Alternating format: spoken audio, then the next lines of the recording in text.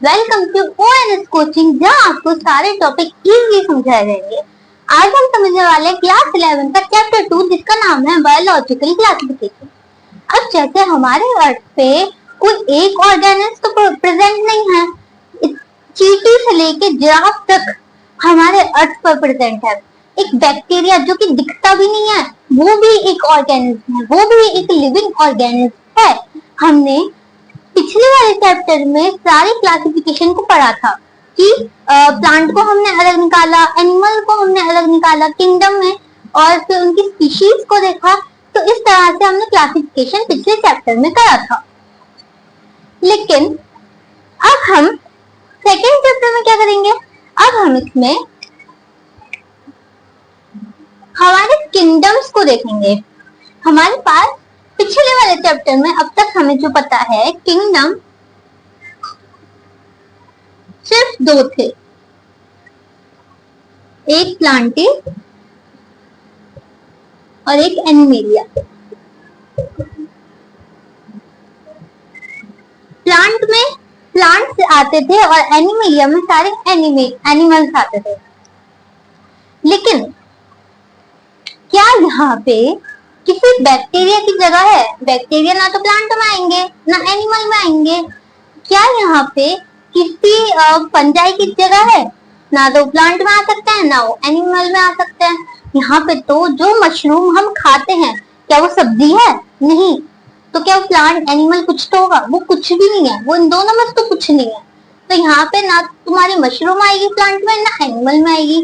तो साइंटिस्ट ने इस पे बात करी कि हमारे पास तो दो किंगडम है, और जो बाकी के बचे हुए ऑर्गेनिज्म हैं वो किस किंगडम में जाएंगे? फिर आए हमारे पास साइंटिस्ट RH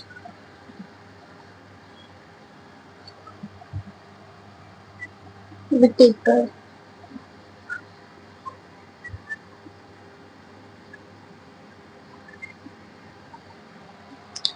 फिर एक साइंटिस्ट है जिनका नाम है RH विटेकर, जिन्होंने 5 किंगडम्स दिए। उन 5 किंगडम्स का नाम था मोनेरा, प्रोटिस्टा,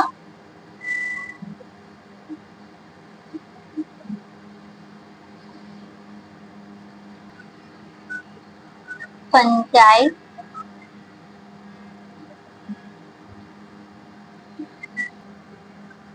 प्लांटेड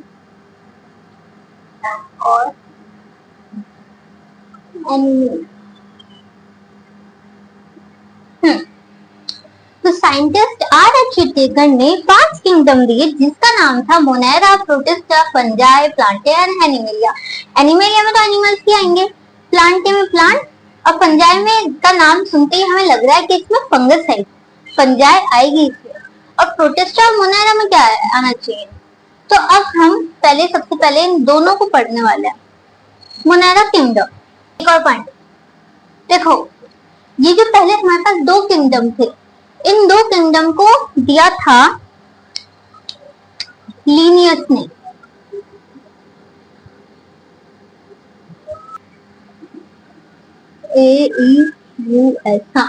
लीनियस ने ये दो किंगडम दिए थे। फिर उसके बाद बात हुई बाकी के बचे हुए 3 किंगडम पे, तो ये दिए थे RH विटेकर। अच्छा, अब इनका क्लासिफिकेशन तो देख के हो गया था कि एनिमल कौन है, प्लांट कौन है, ये तो दिख जाता है। RH विटेकर ने इन तीनों किंगडम में कैसे डिवीजन करा होगा? कोई सेल बॉडी देखी होगी, कुछ तो देखा होगा, बॉडी सेल, है ना? या तो ये होगा कि वो यूनिसेलुलर हो, या मल्टी सेलुलर के बेस पे, है ना? और फर्स्ट तो ये हो गया। दूसरा फैक्ट क्या? बॉडी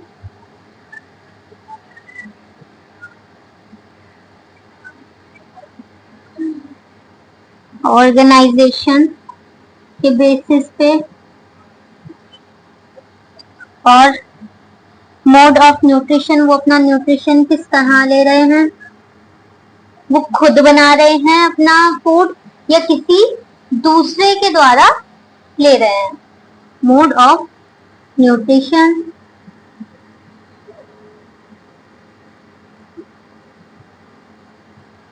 या रिप्रोडक्शन।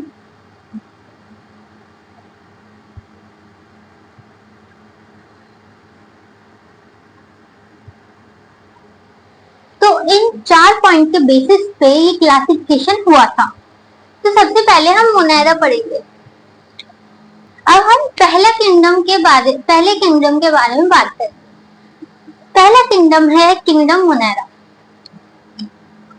मोनेरा में आते हैं बैक्टीरिया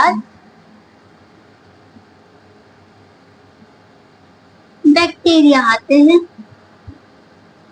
ठीक है। किंगडम मोनेरा के जो मेंबर हैं वो बैक्टीरिया हैं। बॉडी ऑर्गेनाइजेशन ये यूनिसेलुलर होते हैं और इनके सेल टाइप क्या है, ये प्रोकैरियोटिक होता है। मतलब प्रो और यू में हमने पहले भी डिफरेंस देख रखा है। प्रो का मतलब होता है पुरातन, मतलब पुराने, जिसमें प्रोकैरियोटिक में सेल वेल डिफाइंड नहीं होते हैं, उसके अंदर जो ऑर्गेनेलीज है उसको मेम्ब्रेन नहीं होती है, इसलिए जो सेल है उसका न्यूक्लियस कहीं भी घूम रहा होता है, ठीक है। तो वो प्रोकैरियोटिक में आ जाता है। यूकैरियोटिक वेल डिफाइंड न्यूक्लियस उसके अंदर होता है और lack of true nucleus plus no membrane bound organelles जो होती है वो उस पर कोई मेम्ब्रेन ही नहीं होती। रिप्रोडक्शन टाइप इनका असेक्सुअल होता है। मोड ऑफ न्यूट्रिशन इनका एक और चीज, जो रिप्रोडक्शन है वो असेक्सुअल कहते हैं।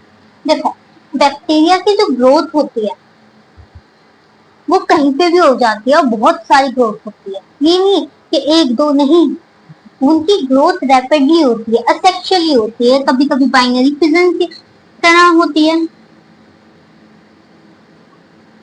ठीक है। ओके, मोड ऑफ न्यूट्रिशन या तो ये ऑटोट्रॉपिक होंगे या हेटेरोट्रॉपिक, दोनों होंगे, ठीक है। देख ऑटोट्रॉपिक जो अपना फूड खुद बनाते हैं फ्रॉम सनलाइट, या हेटेरोट्रॉपिक क्या है कि ये किसी और पे निर्भर है, ठीक है। ये क्या करेंगे, ये जैसे कोई एनिमल मर गया तो उसकी बॉडी को डिकम्पोज कौन करता है, बैक्टीरिया। तो ये जो बैक्टीरिया है हेटेरोट्रॉपिक, ये क्या करेंगे कि दूसरे की बॉडी पे निर्भर होंगे अपना खाने के लिए। 4 तरह की कैटेगरी होती है। पहला आता है स्फेरिकल कोकस, स्फेरिकल मतलब गोल, है ना। तो इसमें जो बैक्टीरिया है वो कुछ इस तरह के राउंड शेप, सर्कल शेप, ठीक है। तो होता है रॉड शेप बैसिलस, इसमें रॉड शेप बैसिलस होंगे। तो आता है कॉमर शेप्ड वाइब्रियम, तो कॉमर शेप वाइब्रियम कुछ इस तरह होंगे, बुक में डायग्राम दे रखा है, ठीक है। तो होगा स्पाइरल स्पिरिलियम, जो कि कुछ इस तरह होंगे। ये क्या है, ये है फ्लैजिला। राइटिंग अच्छी नहीं है नो, बट इससे क्या होता है, इससे ना मूवमेंट मिलती है। देखो इससे फ्लैजिला से मूवमेंट मिलती है, ये मूव कर पाते हैं, इनके पास नहीं है। क्या ये मूव नहीं कर पाते, नहीं, ये मूव नहीं कर सकते। स्पाइरल वाले मूव कर सकते हैं, ठीक है। ये जितने भी बैक्टीरिया इनका जो स्ट्रक्चर है वो एकदम सिंपल है, लेकिन जो इनके काम है वो तो भाई बहुत ही बड़े बड़े हैं। हो ये कैसे, ये काम बहुत बड़ा करता है, इम्पैक्ट इनका बहुत ज्यादा हो सकता है। अभी हमारे इस हाथ में कितने ही सारे बैक्टीरिया प्रेजेंट होंगे, हर जगह बैक्टीरिया प्रेजेंट है। तो इनका जो रिप्रोडक्शन है वो इतनी तेजी से होता है, सोचो अगर आपने प्लेट को ऐसे झूठा रख दिया तो उसपे बैक्टीरिया, जैसे हम एड में देखते हैं ना कि बढ़ते रहते हैं, कुछ इसी तरह ही होता है। बैक्टीरिया की ग्रोथ बहुत ज्यादा होती है, बहुत ही ज्यादा। तो अब हम इनके काम को देखेंगे, ठीक है। तो अब आता है आर्की बैक्टीरिया। आर्की बैक्टीरिया ऐसे बैक्टीरिया है जो कहीं भी रह सकता है, कहीं भी मतलब कहीं भी। ये सॉल्टी एरियाज पे रह सकता है, ये मार्शी एरियाज पे रह सकते हैं। जो सॉल्टी एरियाज पे रहते हैं उनका नाम है हेलोफिल्स, और जो मार्शी एरियाज में रहते हैं उन्हें कहते हैं मेथेनोजेंस। अब ये ऐसे क्यों है कि क्यों इस ऐसी ऐसी जगह पे रह सकते हैं, क्योंकि इनका जो स्ट्रक्चर है सेल वॉल का वो डिफरेंट है देन अदर्स, ठीक है। तो इसलिए ये हर जगह पे रह सकता है। थोड़ा पढ़ लेते हैं। Archibacteria. These bacteria are sorry. These bacteria are special since they live instead of the most harsh habitat. ये harsh habitat पे रह सकते हैं। In salty areas, हेलोफिल्स, जो सॉल्टी एरियाज पे रहते हैं उन्हें हेलोफिल्स कहते हैं। जो मार्ची एरियाज पे रहते हैं उन्हें हम कहते हैं methanogens, because they have different cell wall structure responsible for their survival in extreme condition. अब हम मिथेनोजेंस के बारे में और पढ़ेंगे कि मिथेनोजेंस क्या है। मिथेन गैस तो थोड़ा सुना सुना लग रहा है, कुछ तो है, चलो समझते हैं। मिथेनोजेंस क्या होता है? ये काउ और बफेलो के गट में प्रेजेंट होता है और क्या कराते हैं? ये बायोगैस बनवाते हैं। किससे? From the Dang of these animal. देखो, हमने बायोगैस का नाम सुन रखा है ना, हम आगे भी सुनने वाले हैं। लेकिन ये कैसे होगा, कैसे बनती होगी गैस? जब काउ और बफेलो के गट में प्रेजेंट है वो बैक्टीरिया। अब इनका डंग आया, ठीक है। डंग को क्या करा जाता है? एक गांव में एक जगह बना दी जाती है, एक गड्ढा बना दिया जाता है बहुत बड़ा, उसमें वो डंग डाल दिया जाता है, इकट्ठा करा जाता है और एक प्रेशर दिया जाता है। उस प्रेशर से जो ये मिथेनोजेंस होते हैं ये गैस बनाते हैं। उस गैस को कहते हैं बायोगैस, ठीक है। तो थोड़ा सा पढ़ लेते हैं। Methanogens present in the gut of several present in the gut of several ruminant animals such as cows and buffaloes, responsible for the production of methane biogas from dung of these animals. ठीक है। अब हम पढ़ेंगे you bacteria. तो अब आते हैं you bacteria. You का मतलब होता है ट्रू। तो ये बैक्टीरिया ट्रू बैक्टीरिया होते हैं। इनकी सेल वॉल प्रेजेंट होती है और इनके पास फ्लैजिला होता है। फ्लैजिला क्या था कि जो मूवमेंट प्रोवाइड करा रहा था, तो मतलब ये मूवमेंट कर सकता है। इसमें आ जाता है साइनोबैक्टीरिया। साइनोबैक्टीरिया को ब्लू ग्रीन एल्गी कहा जाता है। ब्लू ग्रीन एल्गी कहते ही हमें समझ आ रहा है कि हाँ ये ऑटोट्रॉप्स है। ऑटोट्रॉप्स कौन? जो अपना खाना खुद बना सकते हैं बाय फोटोसिंथेसिस। फोटोसिंथेसिस ऑटोट्रॉप्स है। ये यूनिसेलुलर है, मतलब इनमें एक सेल ही प्रेजेंट होगा। कॉलोनियल है, कॉलोनी में रहते हैं और कॉलोनीज मीन्स एक ग्रुप में रहते हैं। अब इस ग्रुप के आसपास एक शीट होती है जिसे जिलेटिनस शीट कहा जाता है। ये थोड़ी शाइनी सी, थोड़ी कहते हैं ना गीली सी होती है। तो ये कुछ ऐसी शीट होती है। Some of these can fix atmospheric nitrogen. ये इनमें से जो कुछ बैक्टीरिया है वो नाइट्रोजन फिक्सर्स होते हैं, ठीक है। तो जो हेटरोट्रॉपिक है ये डिकम्पोजर्स और पैरासाइट्स हो सकते हैं। डिकम्पोजर्स कौन होते हैं? डिकम्पोजर्स होते हैं किसी डेड एनिमल या डेड प्लांट पर प्लांट को खा जाना, ठीक है, उसे डिकम्पोज करना। या ये पैरासाइट हो सकता है, मतलब ह्यूमन बॉडी या फिर एनिमल या फिर प्लांट के का न्यूट्रिशन सिस्टम से अपने लिए फूड निकालना, ठीक है। तो हाँ, इसमें आ जाता है लैक्टोबैसिलस।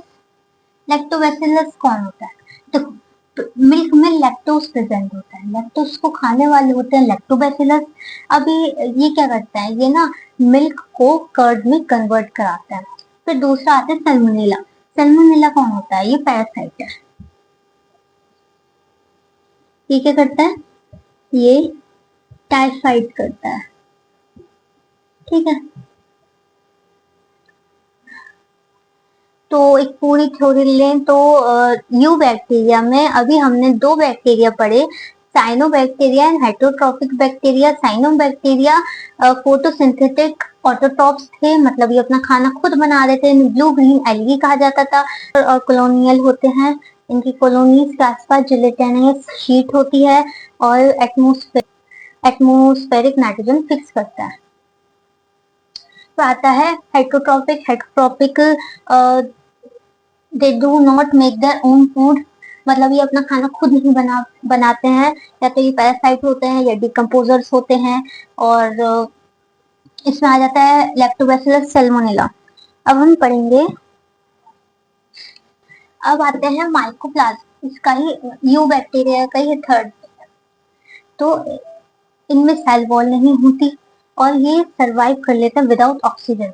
अब विदाउट ऑक्सीजन ये सरवाइव कर रहे हैं, इसका मतलब ये है कि ये एनिमल प्लांट के पैथोजेनिक है, मतलब पैथोजेंस हैं बोले तो बॉडी के अंदर रह के ना उनका न्यूट्रिशन लेते हैं और विदाउट ऑक्सीजन सरवाइव कर सकते हैं, ठीक है। मतलब बॉडी के अंदर भी रिप्रोड्यूस हो सकते हैं या उधर जी सकते हैं, तो ये ऐसे वाले बैक्टीरिया हैं, ठीक है। अब दूसरा किंगडम आ गया है, इसका नाम है प्रोटिस्टा। प्रोटिस्टा में यूनिसेल्युलर यूकैरियोटिक्स आते हैं। जो हमारा मोनेरा था उसमें प्रोकैरियोटिक आते थे। प्रोकैरियोटिक में सेल वॉल नहीं होती थी, ठीक है, लेकिन प्रोटिस्टा यूकैरियोटिक है तो इसमें ट्रू न्यूक्लियस भी मिलेगा और जो ऑर्गेनेलीज हैं उस पर मेम्ब्रेन भी मिलेंगी, लेकिन मोनेरा में मेम्ब्रेन नहीं मिलती थी ऑर्गेनेलीज पे, ठीक है। और ये मोस्टली एक्वेटिक ही होते हैं। और ये न्यूट्रिशन कैसे लेते हैं, इनका मोड ऑफ न्यूट्रिशन है ऑटोट्रॉपिक मींस बाय फोटोसिंथेसिस, और हेटरोट्रॉपिक मूवमेंट होता है इनका by cilia, flagella and pseudopodia. Pseudo means false, podia means feet. Pseudopodia का मतलब होता है फॉल्स फीट, ठीक है। और रिप्रोडक्शन इनका होता है असेक्सुअल बाय बाइनरी फिजन और सेक्सुअल बाय सैंगेमी, ठीक। तो अब हम इसके क्लासिफिकेशन देखेंगे, जैसे हमने मोनेरा में देखा था कि कितनी तरह के बैक्टीरिया होते हैं, तो ऐसे ही प्रोटिस्टा में हम देखने वाले हैं। अब हम बात करेंगे प्रोटिस्टा के क्लासिफिकेशन के बारे में। पहला इसमें आ जाता है क्राइसोफाइट। क्राइसोफाइट्स में डायटम्स एंड गोल्डन एल्गी आते हैं। ये कहाँ पाए जाते हैं? Found in fresh water and marine habitat. Cell wall इनकी सिलिका से बनी रहती है, it is important, cell wall इनकी सिलिका से बनी रहती है। Known as jewels of the plant world. Plant world में इनको जेल्स के नाम से जाना जाता है, मतलब ये कितनी शाइनी होते होंगे।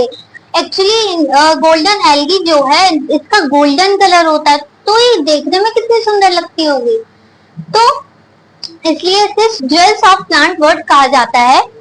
और ये माइक्रोस्कोपिक होते हैं, ठीक है, दिखते नहीं है, मतलब नेकेड आंखों से तो बिल्कुल नहीं दिखेंगे, माइक्रोस्कोप से दिख भी जाएंगे। And photosynthetic.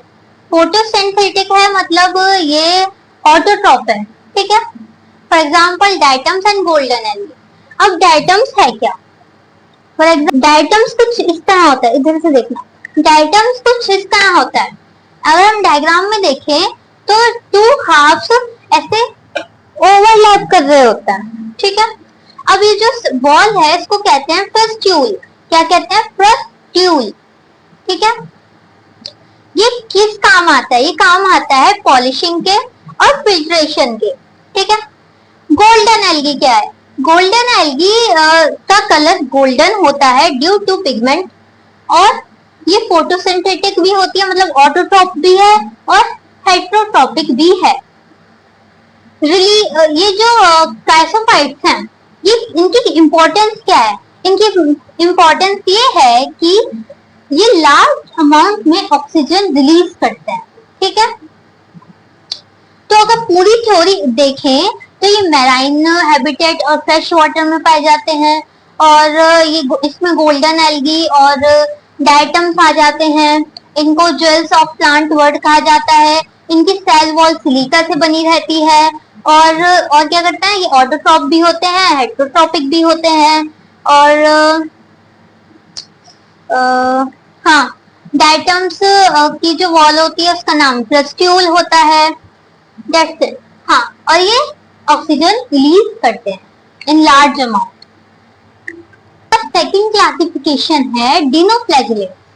डिनो मीन्स दो, फ्लैजिलेट मीन्स वो फ्लैजिला जो मूवमेंट में काम आ रहे थे। ये कहाँ पाया जाता है? ये मैराइन वाटर में पाया जाता है। अच्छा, मैराइन वाटर और फ्रेश वाटर क्या होता है? फ्रेश वाटर जिसमें अमाउंट ऑफ सॉल्ट कम होती है, लेकिन मैराइन वाटर में सॉल्ट की अमाउंट ज्यादा होती है। जो फ्रेश वाटर है वो फ्रेश वाटर पॉन्ड्स में होता है, लेक्स में होता है। और जो मैराइन वाटर है ये कहाँ होगा? ओशन में, सीज में, ठीक है। ये कैसे होता है? ये यूनिसेलुलर होते हैं और माइक्रोस्कोपिक होते हैं। इनके पास दो फ्लैजिला होते हैं। इनकी सेल वॉल बनी रहती है सेलुलोज प्लेट से। कैसे? सेलुलोज प्लेट से। फोटोसिंथेटिक या मतलब ऑटोट्रॉपिक और हेटरोट्रॉपिक दोनों हो सकते हैं। Many are bioluminescent. मतलब बायोलुमिनेसेंट क्या होता है? जो कि लाइट प्रोड्यूस करता हो, ठीक। अब क्या होता है, जब ना रात हो जाती है ना, आपने मूवीज में देखा होगा कि ना जब रात हो जाती है जो सीज है वो चमकने लगते हैं। क्यों? क्योंकि जो उसके अंदर डिनोफ्लैजिला है वो चमक रहे हैं उस टाइम, ठीक है। और हाँ, लाइट प्रोड्यूस करता है। Rapid multiplication of dinoflagellate can turn sea water red और ब्राउन। अब देखो क्या होगा, अब ना ये रैपिडली मल्टीप्लाई हो रहे हैं सी वाटर। तो जब ये बहुत ज्यादा मल्टीप्लाई हो जाएंगे ना, बहुत ही ज्यादा, तो जो सी वाटर है वो रेड दिखने लगेगा या ब्राउन दिखने लगेगा, ठीक है। अब ये एक तरह से हार्मफुल भी हो गए। क्यों? क्योंकि इसमें से जो कुछ स्पीशीज होती हैं वो टॉक्सिन रिलीज करती हैं, जिस वजह से फिश मर जाती हैं, ठीक है। Some species release toxin that can kill fish. और इसके एग्जाम्पल आ जाते हैं गोनिलेक्स, जो कि रेड टाइड बना देता है, ये वाला।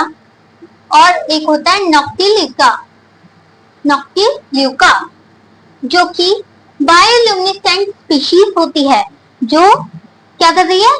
लाइट को प्रोड्यूस कर रही है, ठीक है।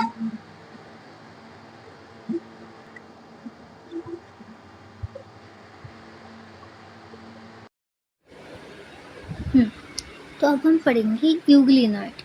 यूग्लिनॉइड फ्रेश वाटर में पाए जाते हैं और ये यूनिसेलुलर होते हैं और माइक्रोस्कोपिक होते हैं। इनकी सेल वॉल नहीं होती, और सेल वॉल की जगह इनके पास एक फ्लेक्सिबल लेयर होती है जिसे कहते हैं पेलिकल।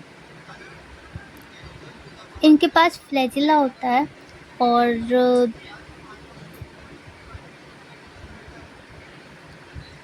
यूग्लिनॉइड जो होते हैं ये मिक्सोट्रॉपिक होते हैं। इसका मतलब ये सनलाइट जब इनके पास होती है तो ये फोटोसिंथेसिस भी कर सकते हैं, और जब सनलाइट नहीं होती, मतलब रात होती है, तो ये फीड कर सकते हैं on organic matter. For example Euglena. ये मिक्सोट्रॉपिक इसलिए ही कहे जाते हैं क्योंकि ये ऑटोट्रॉपिक भी हैं और हेटरोट्रॉपिक भी हैं। सॉरी फॉर दिस, मेरा माइक थोड़ा बंद हो गया था तो इसलिए। अगर हम इसकी पूरी थ्योरी देखें तो found in fresh water, unicellular and microscopic, have no cell wall. Instead, they have a flexible layer called pellicle. Move using flagellum. Euglenoid are mesotropic. In sunlight, perform photosynthesis. In absence of light, feed on organic matter. That's why it's called mixotropic. For example, Euglena.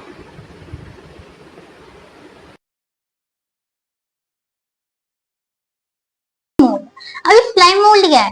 Slime mould fungus की तरह होता है लेकिन पूरा fungus नहीं होता। मतलब ये फॉल्स फंजाई होती है जो कि कहाँ पे होती है? डेड और डिकेइंग ऑर्गेनिक मैटर पे होती है। ठीक है, और इनके पास कोई ट्रू रूट स्टेम लीव नहीं होती।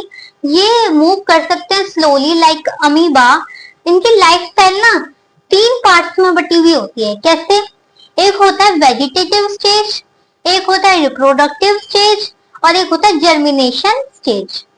वेजिटेटिव स्टेज पे जब अभी ये प्लाज्मोडियम है, ठीक है, ये क्या करेगा? ये ना फीड करना शुरू करेगा काय पे? डेड डिकेइंग मैटर पर। ठीक है, फीड करेगा और अपना खाना वाना सब खाएगा। अब आ गई इसकी रिप्रोडक्टिव स्टेज। रिप्रोडक्टिव स्टेज कब होती है? जब इन स्लाइम मोल्ड को अनफेवरेबल कंडीशन मिले। इनकी फेवरेबल क्या होती है? इनकी फेवरेट जगह कौन सी है? जहाँ पे मॉइस्चर हो और जहाँ पे डेड डिकेन मटेरियल हो, वो उनकी फेवरेबल कंडीशन हो गई। अनफेवरेबल कौन सी हुई? अनफेवरेबल वो हो गई जो अभी एकदम ड्राई है। अब उस ड्राई प्लेस पे खाना तो खा नहीं सकते। अब ये क्या करेंगे?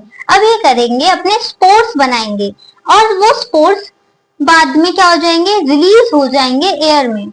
ठीक, रिप्रोडक्टिव स्टेज बस इतना है कि स्पोर्स बने कब?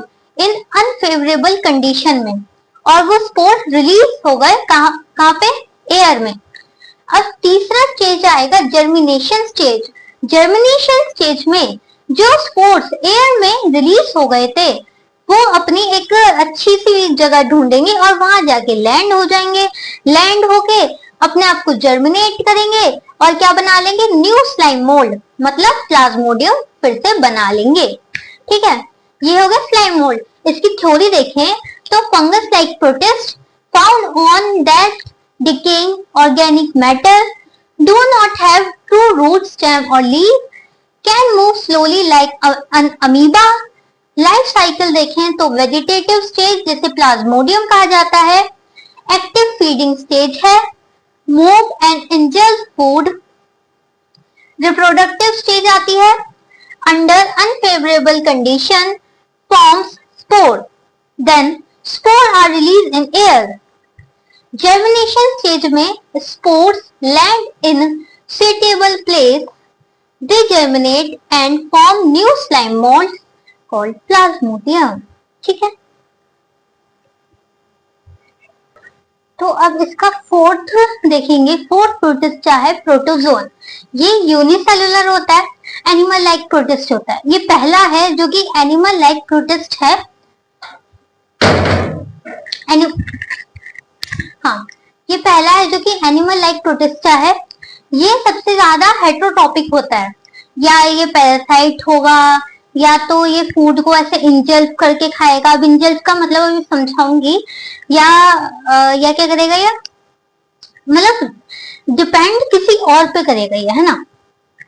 अब इसे थोड़ा थ्योरी पढ़ेंगे। यूनिसेलुलर है, एनिमल लाइक प्रोटिस्ट है, मोस्टली हेट्रोटॉपिक है, live in fresh water, marine और इनसाइड द होस्ट। टाइप्स होते हैं इसके। पहला टाइप है amoeboid protozoa, moving using pseudopodia. Pseudopodia मतलब फॉल्स फीट। फॉल्स फीट की हेल्प से मूव करता है। Feed by engulfing food. Engulfing food क्या होता है? देखो, मान लो ये आपका प्रोटोजोआ है, ये खाना है, तो ये कैसे खाएगा? देखो, ये पहले तो खाने का ऐसे ना घेर लेगा चारों तरफ से, और क्या कर लेगा? उस खाने को अंदर लेता रहेगा और बाद में उस खाने को ये डाइजेस्ट कर लेता है। ठीक है, एमीबॉइड प्रोटोजोआ कैसे खाना खाता है? Feed by engulfing food. For example amoeba flagellated food, sorry flagellated protozoa. अभी कैसे प्रोटोजोआ है? मूव यूजिंग फ्लैजिला, फ्लैजिला के हेल्प से मूव कर सकते हैं। सम आर पैरासाइट, इसमें कुछ पैरासाइट होते हैं। For example Trypanosoma and giardia. Giardia और ट्राइपेनोसोमा क्या है? पैरासाइट है। पैरासाइट क्या करते हैं? जो कि ह्यूमन को बीमार कर रहे हो या ह्यूमन को उसका न्यूट्रिशन ले रहे हो, ठीक है। फिर होता है सीलिएटेड, मूविंग लाइक सीलिया। सीलिया क्या होता है? हेयर लाइक स्ट्रक्चर होता है सीलिया का, तो उसकी हेल्प से मूव कर सकता है। Cilia help in movement and feeding. जो सीलिया होता है वो काय में हेल्प करता है? मूवमेंट में और फीडिंग में भी। For example paramecium. फिर आता है फोर्थ स्पोरोजोन्स। स्पोरोजोन्स ना मूवमेंट नहीं कर सकते, और अगर मूवमेंट नहीं कर सकते तो ये क्या है? मोस्टली पैरासाइट्स हैं, मोस्टली पैरासाइट्स हैं। For example Plasmodium. प्लाज्मोडियम क्या है? Cause malaria. प्लाज्मोडियम ऐसा पैरासाइट है जिससे मलेरिया होता है, ठीक है। तो अभी हमने किंगडम मोनेरा और किंगडम प्रोटिस्टा को कवर कर लिया है। अब हमारा इसमें सिर्फ इस चैप्टर में किंगडम फंजाई रह रहा है, जो कि थोड़ा सा बड़ा है, उसको थोड़ा सा टाइम लगेगा। 10 मिनट का टॉपिक है वो, उसे हम नेक्स्ट पार्ट में कवर करने वाले हैं। अगर आपको इस पार्ट में सब समझ आ गया तो प्लीज मेरे वीडियो को लाइक करें और चैनल को सब्सक्राइब करें। Thank you.